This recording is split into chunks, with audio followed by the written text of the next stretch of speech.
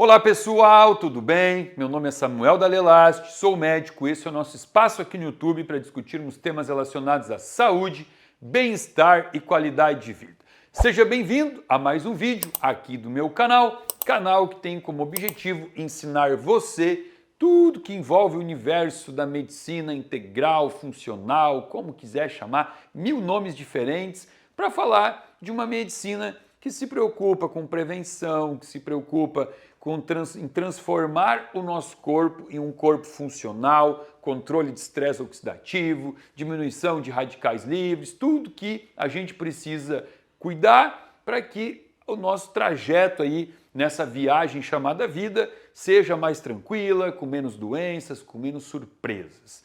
Bom, e eu já falei para vocês que muitas vezes o que eu trago de assunto aqui é baseado em coisas que eu ouço no consultório. Todo dia eu atendo pacientes, né? Eu gosto muito de falar, eu tenho um canal no YouTube com muitos seguidores, mas isso aqui é só um hobby. Todos os dias eu venho para o consultório, atendo pacientes, ouço histórias e vou captando o que eu vou ouvindo para tentar trazer vídeos que possam ajudar. E hoje eu vou falar sobre algo que, de certa forma, vem até em continuidade ao vídeo da semana passada, quando eu falei dos cásios amigdalianos, né, que são aquelas bolinhas massinhas, fedida, mal cheirosa, que vai acumulando nas amígdalas. E aí eu percebi, lendo os comentários daquele vídeo e relacionando com coisas que eu ouço aqui dentro do consultório, que eu percebi que tem uma informação que eu sou obrigado a trazer aqui quando a gente fala de amigdalites. Amidalites. O que são amidalites, né? It é uma inflamação e amígdala são as regiões aqui na garganta, de estreitamento da garganta, que não estão ali à toa, tem uma função, principalmente a função de maturação de linfócitos T. Né? O que são linfócitos?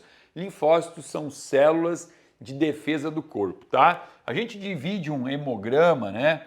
O hemograma ele é dividido em glóbulos vermelhos,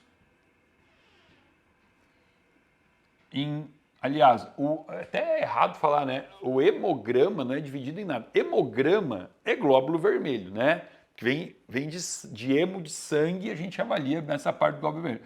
O leucograma são os glóbulos brancos, tá? E o que são os glóbulos brancos? São as células de defesa do corpo, que a gente chama de leucócitos. E os leucócitos, que são as células de defesa, são divididas em vários subtipos. Tem o linfócito, o eosinófilo, o basófilo, o monócito. Tudo isso são tipos de leucócitos, tá? Especificamente, os linfócitos, eles são maturados nas amígdalas, que são essas regiões, as duas bolinhas vermelhas aqui, né, de mucosa que nós temos na garganta. Bom, aí, o que acontece? Quando você tem um aumento, uma inflamação dessa amígdala, nós vamos chamar isso de amidalite. E na história da medicina, muitas coisas acabaram entrando em uma convenção por um erro de comunicação. Eu vou dar um exemplo, uma analogia aqui, tá? Quando a gente fala assim, ó, infarto, o que as pessoas pensam? Que há um problema no coração. Infarto é coração. E não é, tá? Não necessariamente. Você pode ter um infarto no cérebro, que seria um acidente vascular cerebral isquêmico, né? Um AVC. Se o AVC for isquêmico, é um infarto no cérebro.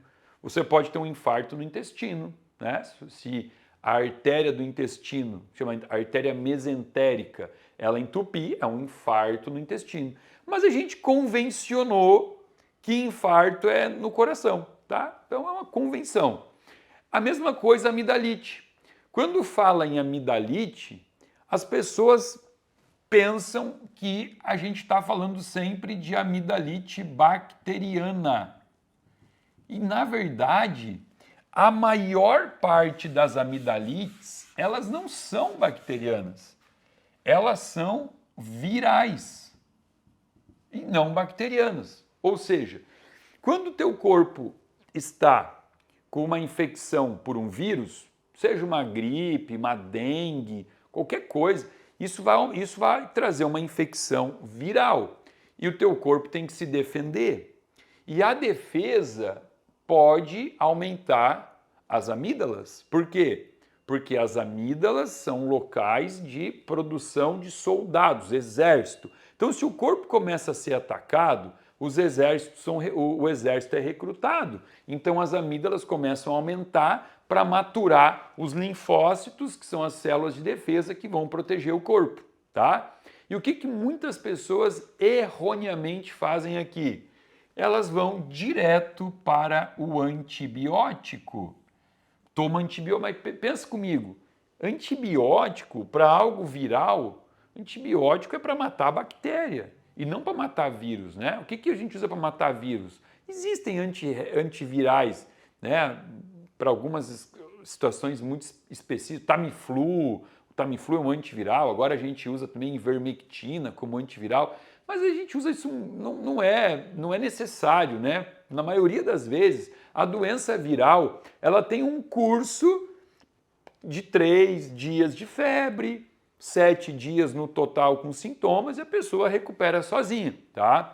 Só que, por um motivo que eu não sei explicar qual é, as amidalites, elas passaram a ser tratadas quase que de forma unânime com antibiótico. Quando que o antibiótico ele é necessário para uma amidalite? Quando for uma amidalite bacteriana.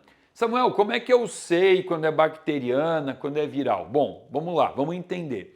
Primeiro, que o aumento das amígdalas pode ser o primeiro sintoma de alguma doença. Muito antes de você ter qualquer outro sintoma, se for uma gripe, de você ter febre, já pode começar a ter um aumento da amígdala, tá?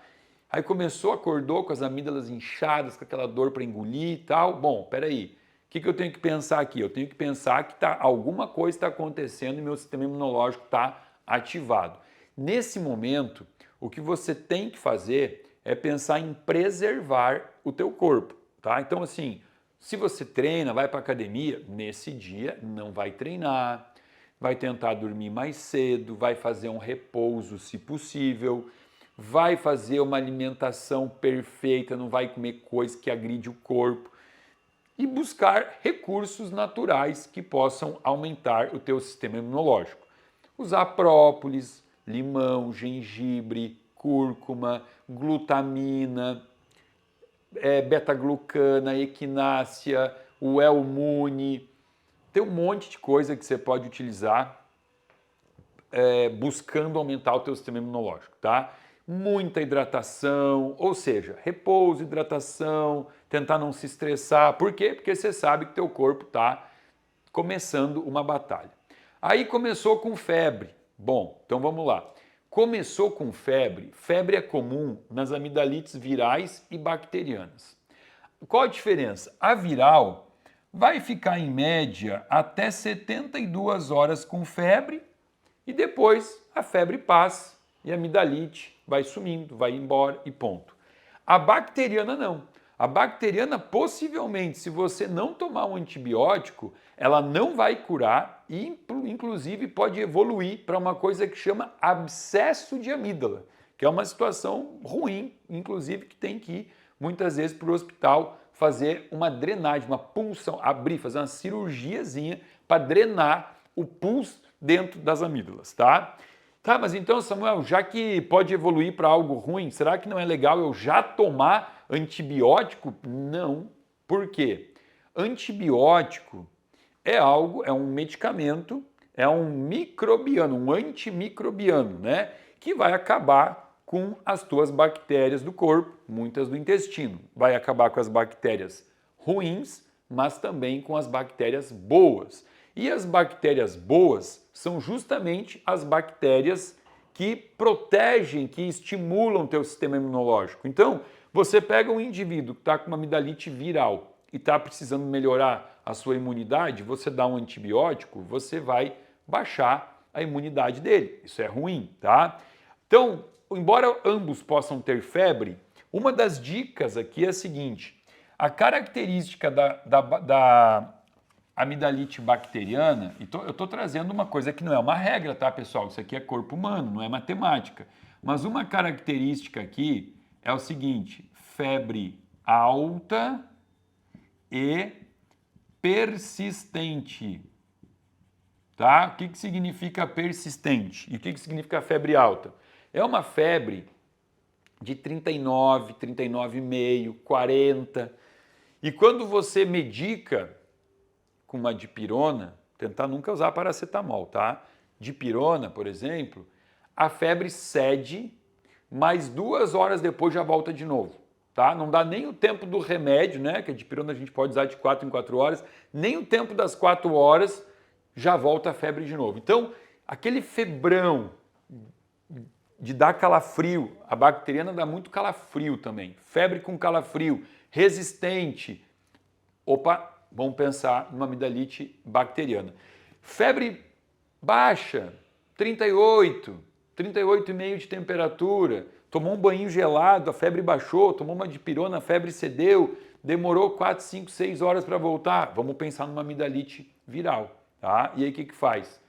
Aí a gente usa um anti-inflamatório. Por quê? Porque está inflamado, está inchado, está ruim para engolir. Então aqui a gente vai usar o que a gente chama de AINES, né? O grupo dos AINES, anti-inflamatórios não esteroidais, né? Que não são os corticoides. Aí aqui tem vários, todos eles com seus efeitos colaterais, ok, né? Mas a gente precisa do medicamento. Pode usar um diclofenaco, um ibuprofeno, nimesulida. Tem vários medicamentos que a gente pode usar aqui para ajudar a desinchar as amígdalas, tá? Bom, aí vamos supor aqui, ó, vamos entender por que acaba que muitas vezes as pessoas tomam antibiótico para uma amidalite viral e pensam que aquilo ali foi o que resolveu, né? Por quê?